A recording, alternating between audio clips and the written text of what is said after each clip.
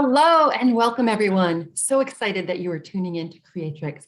I am Kat Moulton, your host, where we feature inspiring and informative guests to support your creative journey as the world continues to shift and the creative economy grows, so you can thrive in your business and your life. Today, I am joined by entrepreneur of 17 years, Karry Heaps. Kerry is the president of Book.Speak.Repeat and the host of Book.Speak.Repeat podcast. She is a sought-after speaker on topics such as leveraging your publicity to close more deals, and bodies don't lie, body language basics, and so much more. She's the author of Pitch Like a BITCH, and she will explain to us what that is, top tips to create. She has been an entrepreneur for years. She's going to share a little bit about her background and her speaking business. She's got an extensive background in sales, networking, recruiting, and training. She's a former model who specializes in trade show and print work and an experienced judge on the beauty pageant circuit. So Kerry, welcome to the show. I'm so excited that you're here today. Thank you, Kat. I'm so honored to be here with you and with your listening audience and just sharing what I know. Oh, awesome. Well, before we dive into some of the questions, because I do want to get to talking about speaking as a paid marketing tool and opportunities for people, but I would love to hear more about your story on how you got to this point and, why this is like a career that's so passionate for you. Well, June will be 17 years for my business, and I grew up in an entrepreneurial home. So my Hmm. father was an electrician. He's retired now, but it was quite interesting because, when I went to school, he was the one who took me to school. He's the one who, if I was sick, he would come and pick me up. I would spend my summers with him. Most people only get to spend like a summer vacation with their parents, where with me, it was very different because my father worked for himself. I remember one year he bought a cabin cruiser, an antique cabin cruiser, which he restored over the summer, and I was there every day with him. Being able to be right by his side and play and do all the cool stuff. So, growing up, that's kind of what I was used to. So you fast forward many years later when I started working in the corporate arena, and I've had some amazing jobs over the years. I've worked in the legal industry as a legal assistant. I have worked in the construction industry as an executive level admin. And then, of course, my last corporate jobs were more sales related, doing business development and so forth. And I found that I really had a flair for sales and also for, bringing the right people together. So Nice. logistically, I decided, hey, I really want to have my own business. And as we were talking before, entrepreneurship, it's never a straight line. So when I went out on my own, I actually started to do, because I am a former model, and when I was younger, so I wanted to get back into that industry, work in the pageant industry, and help people feel better about their inside, about themselves by helping them with their outward appearance. So Hmm. when I finally went out on my own, I had, back then, we could not, we didn't have all the cool things we have today, like Zoom and Wix and Shopify, and, you can put a website up on your own in one day. Back then, you had to pay someone if you didn't know HTML coding. Right. So I worked part-time for a year, saved some extra money. I paid for someone to do my website, and that Friday I put in my 2 week notice. That Friday, my last day, I thought, this is great. I'm free. This is wonderful. That Monday morning, I woke up, Kat, at my normal time. And I remember it was very overcast. It was during the summer. So, still a little bit foggy outside in the morning. I went to my dining room window. I looked out and I thought, what did I just do? But I will tell you, that was, going on 17 years ago. And I would not trade my worst day as an entrepreneur for my best day in corporate. I think when entrepreneurship is the right fit for you, it is. But I am a speaker. I primarily work as a speaker and a trainer, and I do Nice. work with other people who want to get their message out there. I don't work with them one on one. We have products that are available that are self-paced. It's a do-it-yourself program because you Okay. have to be involved in your own success in this. And so we have that. And I actually started that about 6 years ago. What wound up happening was I wanted to get back into speaking. because I was doing that. I was actually asked to speak a lot when I first went out on my own, and I got away from it for many years because I started doing my own events and working as an actual meeting planner. So when I wanted to get back into it, my first gut reaction was like, you got to be kidding me. This is confusing. It's nothing like what it used to be. There's call for speaker forums. There's a different way to approach colleges and universities. Whether you want to speak to staff or students, and same thing with private training, everything is so different. So it took us about 6 months to figure out what the process was. I started getting booked and I was like, you know what? This clearly is a pain point for other speakers because I don't scare easy. And I took a step back. I was like, Really? whoa. Oh yeah. But once I figured it out, and I am a process gal, so once we figure out a process that works, that we just keep repeating it. So hence the name Book, Speak, Repeat, and that's where we're at today. I So love that. And I was going to ask you where that name came from, but that makes more sense. Like, you know, if you're a process girl, like book, speak, repeat, um, that that's really helpful, I find, for people to have a process, like, you know, to be it is. successful. And I will tell anybody, you don't have to work with me. You don't have to work with anybody, really. You can get booked on your own. It is not difficult. But what I have found through this process of working with other people is that I think people, it's human nature. We like to complicate things and Mhm. we try to add people to the mix. And, I want my VA to do this, or I want my assistant to do it, or my sister's best friend's cousin who's unemployed Right. right now. And I just want to secure the stage. But you have to be involved in this process, or it's not going to work. Yeah, we have to be involved in our own process, and I appreciate that. I wanted to ask you, because I've talked to a lot of people recently that want to be a speaker or feel like it might be something good for them to step into for their business. Could you like speak to why it is helpful for someone's entrepreneurial business, especially to be a speaker if they feel called? Yeah.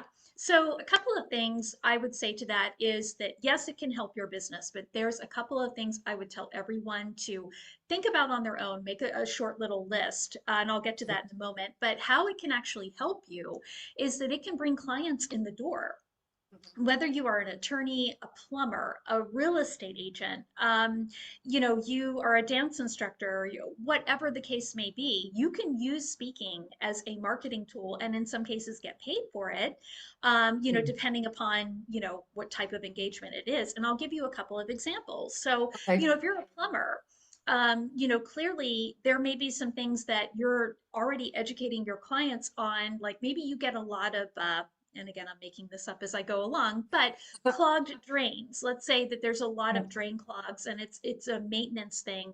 Maybe you have a top 10 list of things that people need to do to ensure that, like maybe a yearly, an annual check with your plumber, or things that you could be doing, or some things that you can do to save on, to maximize your new plumbing. Those are some things that you could actually speak on. Another good test of it is if you go to a party or a networking function or a neighborhood barbecue and people find out, they ask you, hey, what do you do for a living? And you say, oh, I'm a plumber. What are everybody has these. As soon as somebody finds out what you do, what are the top three questions that you get? And once you start getting a question asked to you at least 3 times, that means there's other people out there interested in that topic. So if people are asking you, oh, well, how do I, maybe you're a real estate agent. How do I, I want to sell my house, but I want to get the maximum amount of money for it. If you're hearing that a lot, boom, there's your topic. That's what you can talk on. And then you need to come up with a summary and 3 to 5 takeaways to that topic. But you need to look at, what are people asking you? And I don't care what industry you're in. I don't care if you are a pest control guy. People are going to be asking you questions, and you hear them in threes, that makes a good conversation. But it can bring in new clients, because if you're out there speaking on that topic, the people in the audience clearly are interested. They have that pain point, and you've already been recognized as an expert because you've been hired to speak by whatever association or trade organization that they belong to. And then from that point, you offer good quality content, you deliver a good speech, And you will have people come up to you afterwards. Hey, do you do private training? Do you do, can you help me with this? Can you help me with my taxes? So it's all about getting out there. It's becoming a recognized expert by someone else, by someone else's standards. Okay, not by your own, not by your own blog, but by someone else's standards. So that's a really good point. Or my two takeaways from that are two, before you speak, really listen, and hear that repetitive information so you can curate what you're going to speak about. But that third party like validation is also really important. And I appreciate you highlighting that. I wanted to ask you, what are top reasons then, or five top reasons speakers don't get booked, if they've done that, or maybe they haven't done that? Yeah, that's a great question. And surprisingly, these answers are very simplistic. It goes Hmm. back to what we learned in kindergarten, other than don't eat the paste, but number one, um, do what you say you're going to do. And what I mean by that is, for example, if you have applied to speak for whatever engagement and they're asking for your contact information, your phone number, your email, and the meeting planner calls you and leaves a voicemail, or maybe they email you. If you are not responding back in a timely manner, or you just never get back to them, or it gets lost in your junk and spam folder, or you want that to go to your assistant, that causes problems. It tells them that you are not going to be reliable. And that happens a lot. Okay. And when I say a lot, I'm not talking about the newbies. I am talking about people who are considered or consider themselves professional speakers. That actually happens a lot. And when Oh, the meeting wow. planning industry, because there are more speakers than there are paid events, Mhm. it's a meeting planner's market. So I have one meeting planner, her rule of thumb, she gives you 24 hours, you don't reply back, you go into the junk pile. It's that Oh, easy. wow. Okay. Hmm. So do what you say you're going to do. Be easily accessible, meaning, if you tell people I'm going to get back to you in 24 to 48 hours, do it. I don't care if you're traveling, unless you're traveling to a country where there's no telephones, or no internet, and you're on a desert island, there's no excuse for you not to get back to them. No Gotcha. excuse. And I Mhm. think sometimes people like to build up, I want them to think I'm busy. That doesn't help you. It only hurts you in the long run. So being accessible is a huge thing. The next thing I would say is be negotiable on your fee. Okay. We are in an environment, like I said, there are more speakers than there are paid opportunities. So if you are not negotiable on your fee, to give you an example, average standard keynotes right now are between like 5 and 8,000, and I've seen that kind of go down a little bit since COVID. Okay. But unless you are a celebrity, you're not going to be getting these huge fees. If you can command them, great, but most people can't. So average would be 5 to 8. So if you really want $10,000 and your butt's not going to get out of the seat for a dollar less, you are really hurting your chances. And not Okay. just getting booked as a speaker, but you're also hurting people who really need to hear your message. So be Hmm. negotiable on your fee. The next thing would be is if they ask you for certain information, get it to them. I mean, even if you Okay. feel like, well, a good example is there's always that push and pull struggle I find with speakers with PowerPoint. A lot of them are like, I don't want to have a PowerPoint. That's not part of what I do. What a lot of speakers don't realize is at some of these larger events, and even the smaller ones that are association related, most associations have some type of, like, for example, plumbers, electricians, real estate agents, attorneys have to do some type of continuing education, and they Hmm. incorporate that at these big events. That's part of the draw to get them to come. So even though you may be speaking, a lot of times they'll take my PowerPoint and they'll be like, okay, well, this is good for one credit or one professional credit for that hour that they're there. And part of that process of getting that approved is they have to submit a PowerPoint, which I have to do because I am the speaker. So whether you Gotcha. feel like you want to use it or not, you have to have one, Okay. have one in the background. Doesn't mean you have to teach from it, but have it there because they're going to ask you for it. Mhm. And then I would say, lastly, it's be easy to work with. A lot of times, I find where speakers have that kind of, they think they're the only one speaking at a 30,000 attendee type event. And in truth, they're one of 200 to 300 speakers. Okay. Mm. So you are going to make the meeting planner work extra hard on the day of the event because you didn't submit your PowerPoint, or because you're confused about where the bathroom is, or you don't understand how the convention center layout is. More than likely you are not going to get rebooked, and you're not going to get recommended to other associations as well, because meeting planners, it's a small industry at the end of the day. So be easy to work with, come prepared, be the professional you are supposed to be. So I know that probably sounds silly that I'm sharing those, but those are the top 5 things that get people booted out every single time. And those are, I like how you shared those and, prefaced it by saying they're very simple, because they are. Because like, as I'm listening to you speak, it's like plan, prepare, be professional. Those, just the P words are jumping out at me, but also that flexibility is a great reminder, like as far as price and also, in the flow of it. So, and they are very simple. Did it take you like a long time to really embody those for yourself? Was it trial by error, or did you just know all that from the get-go, like in your career? I like to pride myself that I've always been that way. Mhm. I am actually in the process of, I've had a social anxiety disorder, which a lot of people don't know. Oh, It doesn't wow. affect me professionally, but it does in social private situations. Okay. With that, I've also kind of been on the road to getting tested to see if I am potentially on the autism spectrum, which it's looking like I am. I don't have an official diagnosis, but I have attributed that to a lot of my business success, because I find I'm very methodical. It's a checklist. I've Mm. always kind of been that way. But just from working with a variety of meeting planners and doing what we do here at Book Speak Repeat, because I work with more meeting planners than I do speakers, and it's like Okay. a broken record. And to Mhm. me, it's really sad, because I see people who they blow opportunities that could not only be unbelievably fruitful for them, but again, they're missing out on helping so many people. So I think it's just part of the industry that it's, unfortunately, being a speaker, I have found to be a servant leadership position. Well, there's several people who would not agree with that, because they feel like, well, I'm the speaker. It's an ego driven thing. And you can't, if you're only thinking about yourself and talking about yourself, then at that point, the audience suffers, the event suffers, the meeting planner suffers, and then ultimately you do as well. Because again, if you're easy to work with and you provide great content, you do a good job, and you bring your A game, whether that's a virtual event or an in-person one, then you're going to get recommended. Believe me, you will. And if you do a bad job, or if you're difficult to work with, it's going to go around. Believe me, it will. Right.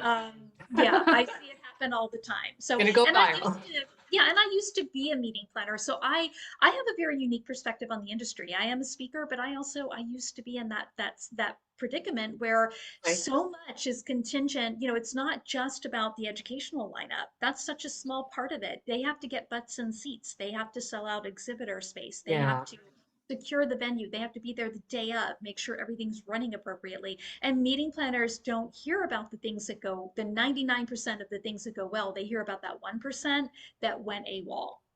So Gotcha. it's a difficult job. It really is. Mm. So Yeah, it's a lot to it, like a lot of steps. It sounds like it's kind of complex.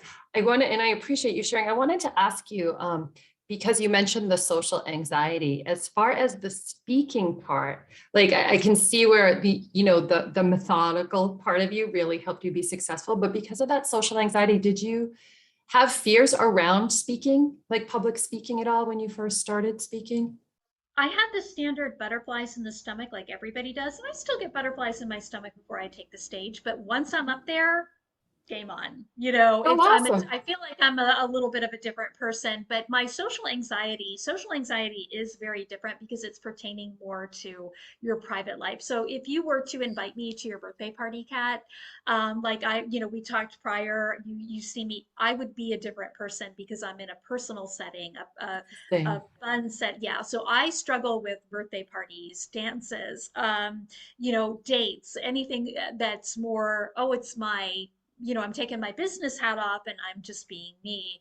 So Mhm. that's really where, the social anxiety really kicks in. But as far as like, me as a business presenter, no, Never had absolutely. that. not Oh, know. wow. So And what I've had that, hecklers in my audience. I've had things happen where the electricity goes out. I've had it happen one time where they were having a cold snap in Nashville, and it was like 65 degrees. It was colder in our room than it was outside. And you just have the show's got to go on. You got to do, so I mean, I've been able to handle curveballs. I think we all have to do that. But mhm, yeah, just from a personal setting, that's really where it kicks in. where it is. So professionally, when you're speaking, you sound like you are grace under fire. Like you are just, like you said, game on and I do a couple of things, me personally. Like I said, I always prepare, I plan. I'm always mhm, practicing my presentations too if I'm not doing them virtually, mhm. in between, going on stage, like at a in-person event. But I do practice quite a bit. I'm always looking at improving. What can I do to make this better or to add more value?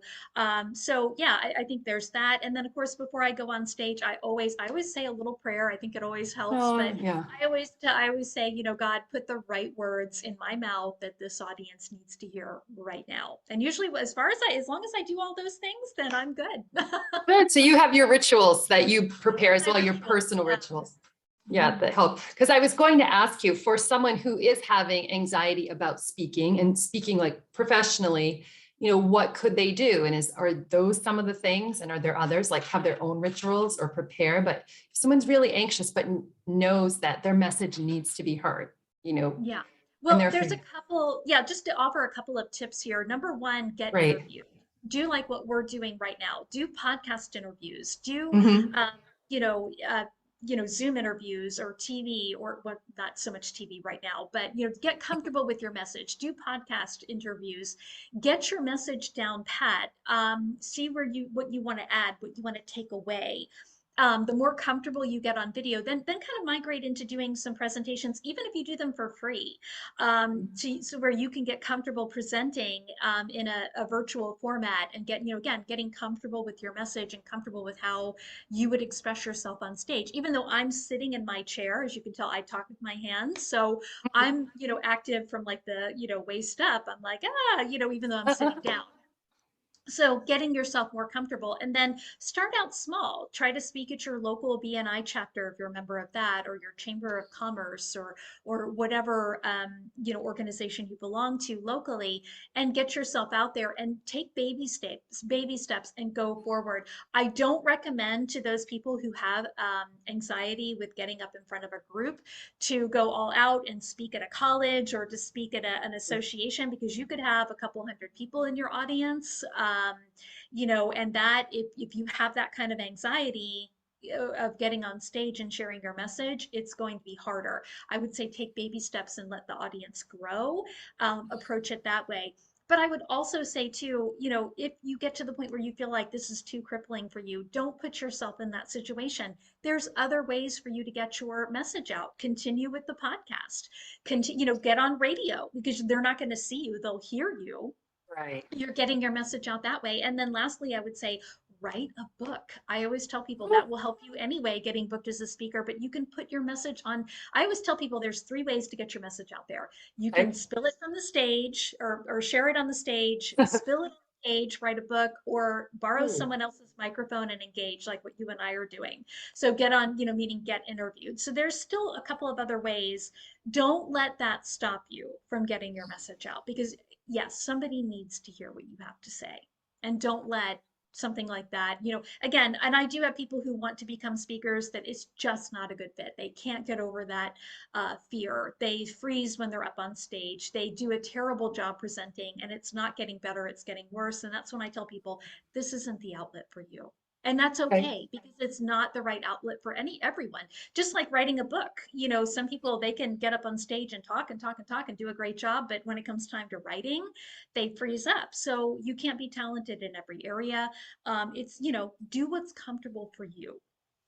That's a great takeaway, because a lot of the work that I do with women is like about knowing themselves. So if we really know ourselves, we can try these things, but if they really are not a good fit, it's okay to shift gears and know that that particular thing might not work for us, but there's other ways to do it. So I really appreciate that. And when I was reading more of your bio, and you talked about this podcast or this interviewing thing, you've interviewed quite a few like big names too, right? And you Yeah. one of them, it said you interviewed celebrities such as the co-host of Shark Tank, Barbara Corcoran. Like, how Yeah, do you, Corcoran. Corcoran, I can't speak today, I'm sorry, That's okay. tongue tied. But how, like, is that a way that you practice speaking, or is that just another outlet that works for you? Well, we have our own podcast. I've actually been podcasting off and on since 2009. So back in Ooh. the day when Blog Talk Radio was the only game in town, you had to do a Hmm. live show, and they're a great organization. But since then, there's so many other opportunities that are Right. pre-recorded and so forth. So there's so many outlets out there. But yeah, you can do it that way too. I mean, but again, this is what I would say, and I think you would agree with me on this. If you decide you're going to do your own podcast to get your message out there and interview other people, please understand three things. Number one, there's a lot of work involved that I don't think people Yes. really disclose of what's involved. There's getting guests, there's if you're going to edit, if you're going to do a live show, there's advertising, there's, getting the word out, managing that podcast website and constantly creating new content. But the biggest part of it is the marketing and getting the word out. So if you have the time, the energy, and you're wanting to do that, then great. If you're wanting to test out the waters, give it at least a year. Look at it, start it, if you're going to start February 1st today, great. February 1st, 2023, then look at it and go, okay, I'm going to continue to do this. I think this is great. Because I do see one thing I have found with podcasting is that I see a lot of people now have podcasts. There are thousands upon thousands, and Right. probably like close to 300,000, maybe more different podcasts in the world, not just here in the States, but in the In world. the world. I have found is that there are quite a few who have no clue what they're doing. Mm. They're looking for guests, but they have no clue what they're doing. And that does, that's a kind of a waste of time for them. So, I mean, if Hmm. it's something that if you think it's going to be that, oh, in 6 months, I'm going to make 100 grand from this show. I'm not saying it can't happen, but you have to put in a lot of work. You're going to have to spend some money. It's an Hmm. investment of your time and your resources. So if you're going to start something like that, be prepared and think, weigh the pros and cons first would be my advice with that. I really appreciate that advice because I was speaking to someone recently that pitches the podcast. It's like, you only need an hour a week. And I'd been doing this with someone else. And I'm like, I need a lot more than an hour a week. I may need an hour to be here with you in total today, like we're talking, and a little before and after. But you brought up some great points. Like, I have to do some research on you. I have to find a way to find the guests, the promotion, and I'm either going to hire someone to do all the back end and the tech stuff, or I'm going to spend the energy. There's time, money, and energy. So I appreciate you being so transparent and honest about that for people, because it's important. It's not just a quick one and done thing. So thank you. Do you have any other tips that you'd really like to share about speaking for people, or anything that's on your heart or mind? Well, speaking is kind of a similar thing. I would, a few things I would tell if I had to say like five things to, if I only had 5 seconds to say them, would be the Mhm. following. Number one, getting booked as a speaker, it takes time. I have a lot of people who will come to me and they're like, "Oh yeah, I want to do this, but I'm not ready to start getting speaking gigs until, June or July." Well, if that's the case, you need to start applying now, because in Hmm. the speaking industry, it builds momentum. It takes anywhere from 3 to 6 months before you start having conversations with meeting planners, before you start getting booked. But a lot of these things, like right now, the things that are coming across our desk are for, third and fourth quarter of this year or first quarter 2023. They pick Mhm. their educational lineup very early on Okay. before they do anything else. So you have to keep that in mind. So if you're wanting, I've had people, I will sit down and I will tell them, and then they still, I'll tell them, look, if you want to start in February, that's fine, but please be advised. And I not only tell them verbally, I send them an email so it's in writing. So when that person starts with me in February and they're panicked because they need to make money right away, I'm like, I reflect, okay, let's go back and look at the email. Remember me talking to you about this. This is what I Hmm. told you to start 6 months ago, because Hmm. you're building up future income with speaking. Okay. And anytime you take a break from that, let's just say you don't do any submissions over the summer, you are going to be feeling that the first and second quarter of the following year. Gotcha. guaranteed. So you have to keep that in mind. You need to have your bio, an updated headshot. Your bio is your entrepreneurial resume. Mhm. Have that updated. And if you were interviewed on Oprah in 1995, that does not need to be on. Nobody cares, number one. It's too long ago. Nobody Okay. cares. What they care about is how can you help my audience now? What have you been doing now that makes you an expert on this? So keep your bio updated. Then Okay. your topic of what you're going to talk on, a snazzy topic, put some thought into that, and then a summary about that topic, which is no more than 4 or 5 sentences or a very short paragraph of what that topic is about, and then 3 to 5 takeaways. Meaning, if I came to hear you speak, Kat, on I don't know, crocheting. What are 5 things that I'm going to be able to implement as soon as I walk out the door without you being with me that I can do right away? Okay. Okay. So those are the 5 things you need to have in order. But a lot of this, it's just putting in the work. And like I tell people, if there's a right way to do it and a wrong way, that's why we put Okay. together a product, a speaker in a box product. But if Hmm. you're doing it the right way, you should not be spending any more than 5 hours per week. And that's Okay. filling out applications, doing follow-up calls, working on paperwork or submissions. That's all of that combined together. So if you're spending more time on it than that, it's because you want to get more, or it's because you're doing it wrong. So Oh, so that's great. That's great feedback for people listening that want to speak and doing it wrong. So your product in a box, is there a way that people can find you to access that if they're yeah, curious? all they have to do is go to book.speak.repeat.com and they can read our verbiage on the homepage and learn more and sign up right on the site. It's all self-paced. We do have group support with that once a Mhm. week, but it's an Okay. amazing product. And I use my own service. I use the product too, and I get booked quite a bit. So Oh, as a matter of awesome. fact, my speaking engagements have really shot up this year, and I'm very thankful for that. So yeah. Well, I appreciate that. I think I'm going to check it out for myself as well. And anybody else listening, it sounds like a great path. I wanted to ask you about what I read in your bio before we get too short on time. It says you are the author of Pitch Like a, and we spell out the word. Can you spell An that for us? acronym. The reason I have it like that, and it's actually the book has actually been we're doing some revisions to it to the actual content, not the cover, but it's an acronym and it stands for Branding Intelligence Through Cross Promotional Habits. Okay. Hmm. So it's really all about taking your content and not so much repurposing it, but reusing it to, make sure that people understand that you are an expert on whatever it is, whether you're a real estate agent, plumber, whatever, that you're repurposing that content and you are, utilizing every aspect of the media that's out there because it's not just podcast. I mean, I encourage people radio, get interviewed on the radio, know how to write a pitch because that is a big thing. You may only be on the radio for 3 or 4 minutes, but your expansion into that particular local market is going to be huge. Mhm. And it can do a lot for you in a very short period of time.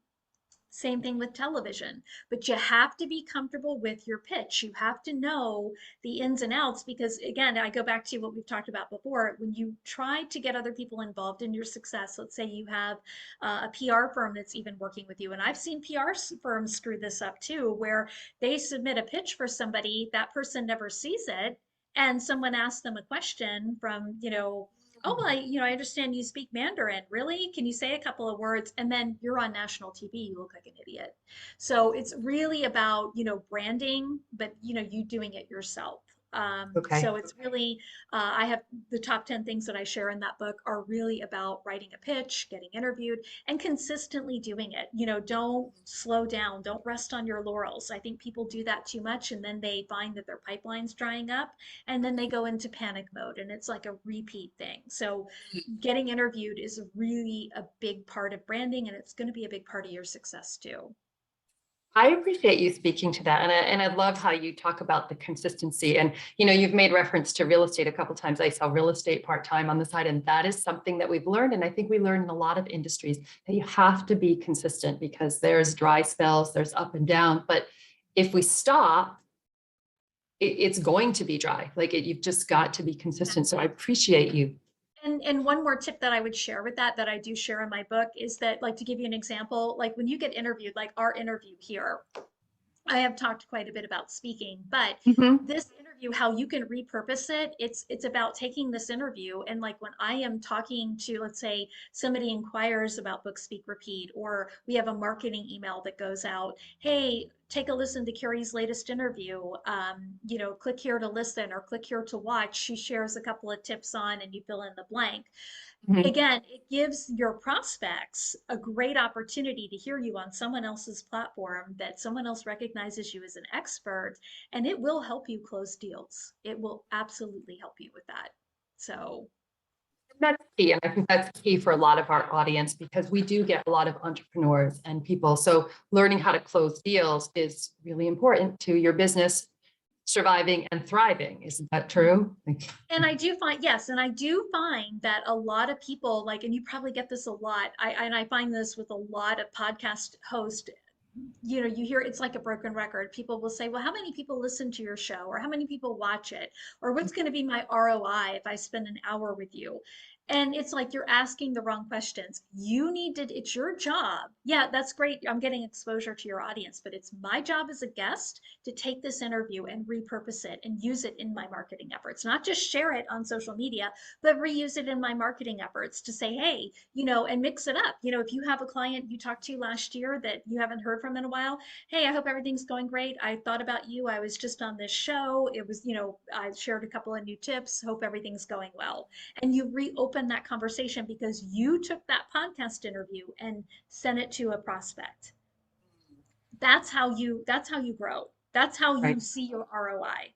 But if you're only going to be dependent on what Kat's audience is going to do for you, then don't even bother being on the show because it's useless. I, from the modeling industry standpoint, I had my modeling agent told me one time, she said, if you're not willing to promote yourself, why should I? And I thought, Hmm.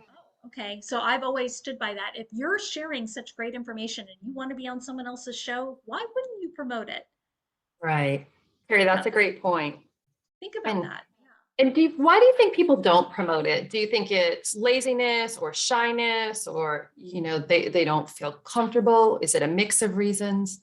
I think it's a mix of reasons, but the top three would be laziness, ego, and fear.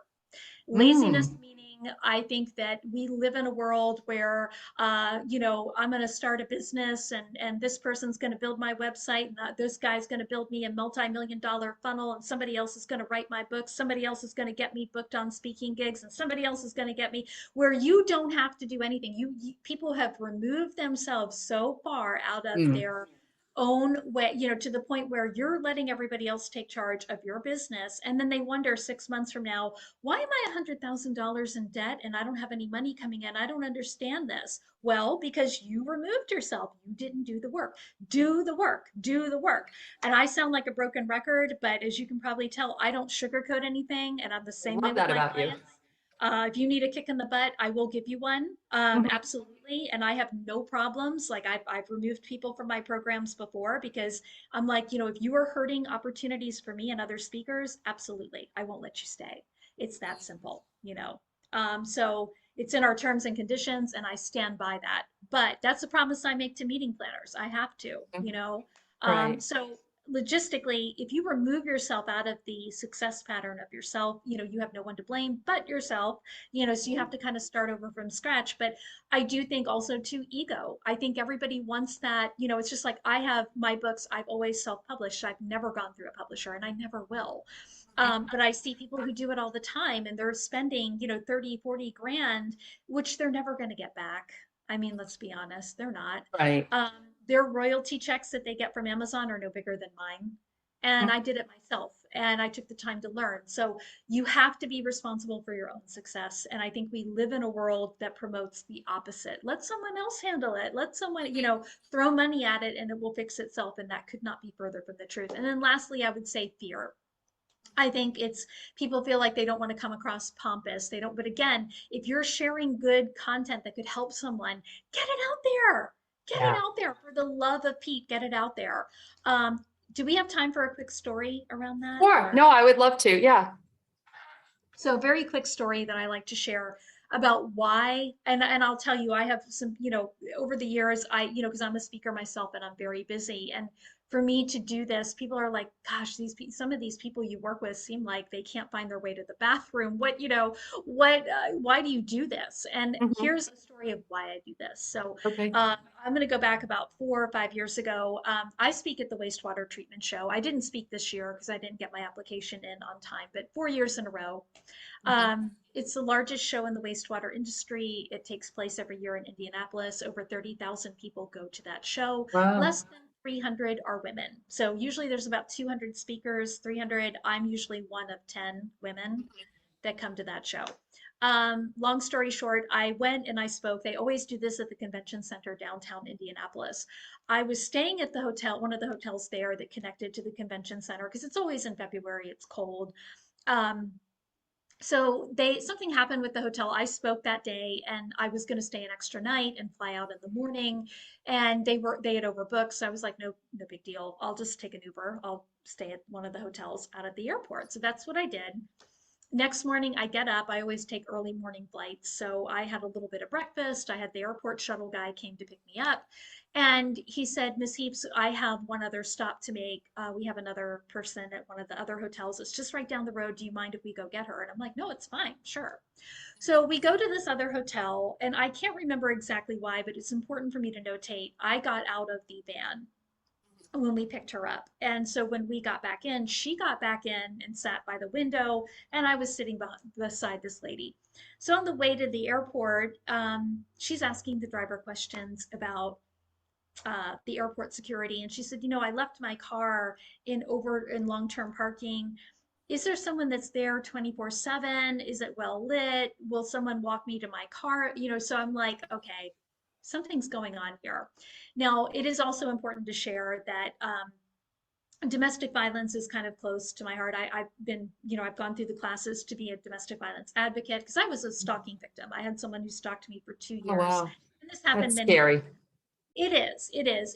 But I think we all go through things for a reason. Hmm. So I start to talk to her and I'm like, oh, so where are you headed to? I'm like, I'm on my way home. I'm going back to Florida. Hmm. I spoke at an event. Where are you headed to? And and I'm not going to give all the details because I want to protect her identity, but she was saying she was going to, I think it was somewhere in Tennessee. She was interviewing for a job there. And she said, last night I spent the night at the hotel, but I've been staying in a women's shelter. My husband has been threatening to kill me if I leave him. Wow. I thought, okay. So I start talking to her and I just said, I said, I'm really sorry that you're going through that. And I said, I kind of went through a similar situation. And I said, I just want to say a couple of things to you, if that's okay. And she's like, oh, yeah. So, and the driver's listening the whole time. So I just said, two things. I said, you're going to go to Tennessee today. And I said, you are going to ace that interview. You're going to get that job. And I said, in a year from now, you are going to be in a much better position. It doesn't seem like it now, but you will be. You will be more empowered. And I said, you're already empowered because your husband has no more control over you. You're already taking control of your destiny just by sitting in this van going to the airport. I said, you are going to be not only okay, but you're going to be great. And I said, I want you to make a personal promise to me. I said, I want you at some point, once you get settled in Tennessee, I want you to either sign up for Krav Maga, a self defense class, karate, something to empower yourself physically to get back that physical confidence Yeah. that you need. And she said, okay, I will do that.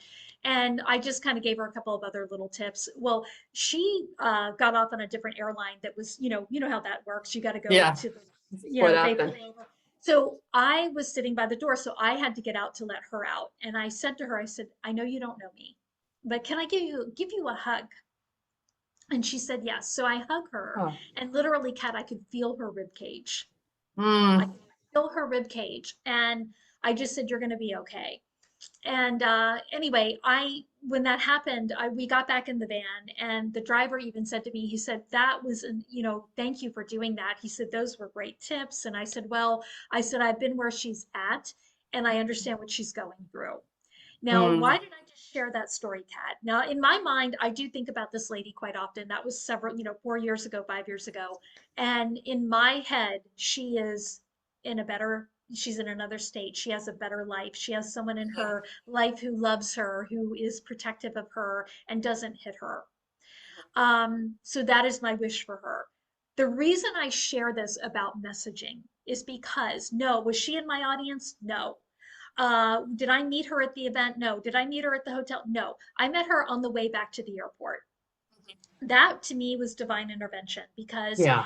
if I would have said, "Oh, well, you know what, Cindy, you guys only pay me $700 to do this workshop. It barely covers my travel, even though I get business from the audience that surpasses that. I think I'm going to skip this year." And what if I would have done that and I wasn't there? And that maybe somebody else was sitting next to her that wasn't nice, that was reminded her of her husband and put her in a bad mindset. She Right. is someone that was put in my path that needed to hear a message that I had to share. And granted, I Mhm. don't speak on domestic violence. I don't. Maybe I Right. should, but I don't. But she needed to hear my message. That is an example of why you are doing a disservice when you don't put yourself out there. You're doing yourself a disservice and you're doing other people in the world a disservice. That's why I do what I do. And I hope that makes sense. Carrie, I love that. And I really appreciate that you share that. And it does make sense. And I hope that people listening who are hesitant to share their message, whether it's on stage or just in a private interaction, like you said, has the courage or, doesn't let the fear stop them from sharing because it's so poignant. And I'm sure that woman, was placed in your path for that reason. And She was, I, yeah, she I, was. I And like believe that. yeah, and even I tell people, they're like, well, I don't speak on anything like that. And I'm like, it doesn't Yes. matter. If you're a CPA, here's the thing, you may be delivering content to a group of 40 or 50 business owners. What if there's one person in that audience that you can prevent from shutting down the doors and filing bankruptcy, and you have a way out for them? But you decided because you were too scared or you didn't, that one person needed to hear what you had to say. That is who you were supposed to touch that day. That's Yeah. why I had meeting planners say to me, because I've done so many events and now I'm getting on my soapbox, but I had, PrintCon one year. They changed the way that they did their events. So they were doing it on the weekend. And, I had the meeting planner. She came up to me at the, because I was speaking on the last day on Sunday. And she said, "I'm so sorry. We only have like 8 or 9 people that registered for," and I said, "Listen, whether one person or 100 people show up, I'm bringing my A game. I don't care. That's who I need to be in front of right now. So don't even apologize." But she felt bad because she had other speakers who were really giving her grief about that, even though they were getting paid to be there, fairly well. So, Mm. it's all about those people are put in front of you for a reason. So if Mhm. you decide, "Oh, I'm not supposed to go," or "I don't feel like going," or "I don't want to go," or "I feel like my message isn't strong enough," you have no clue how your words impact other people and what it does for them. It's a ripple effect. So I'm going to be quiet now. No, that's good. I like that you shared that because I was gonna speak to that. Like even if we touch that one heart or that one person, the ripple effect of what happened, you may not know, but I'm sure that she's touched other lives and been able to because of your kindness and your transparency and your vulnerability. And Yeah, so, again, I've always wondered what happened to her. I mean, who know? I always wonder if one day she may be listening to one of these shows and maybe she'll reach out to me to say, "Hey, look, I'm okay now." mm, So yeah, I just, again, it's all a part, that's what makes the world go round. We've got to be kind, we got to help one another and getting our message out there. That's part of it. I love that. And I really appreciate that you are, have businesses and programs and things that help people get their message out there, like, build their confidence, but also like you said earlier, the planning and the preparation and the tools, like it's both. It's not like an either or, it's both. And we need all of it. And I really appreciate that. And we didn't even get to some of the other questions we talked about before I about know. color and other things. I'll have to have you back or another chat, but you do Oh, so I many would be great honored. things, Yes, I would um, love to come back. so Absolutely. thank you. And we've touched on so many topics. Like in closing, where else can people who are listening find you? I know you talked about the branding, but if you just want to share where they can find you, it'll also be in the show notes, but please feel free. Well, definitely bookspeakrepeat.com. I am on LinkedIn and Twitter as well Okay. if they want to connect on social media. And then, of course, I share a lot of free tips and different things on my YouTube channel as well. So Awesome. Well, Kerry, I'm very honored, very grateful that you were here sharing your tips, your story, your personal journey a little bit. And for anyone who's listening, if you like what you heard on this episode and got something out of today's conversation, I know I did, please show Kerry some love by visiting her website, following them on social media, tag them in a quote, or just reach out. And, we would love to have you back. Until next time, may you tap in to what makes you feel fully alive and take that deliberate, inspired action to create. Thank you all for being with us here today.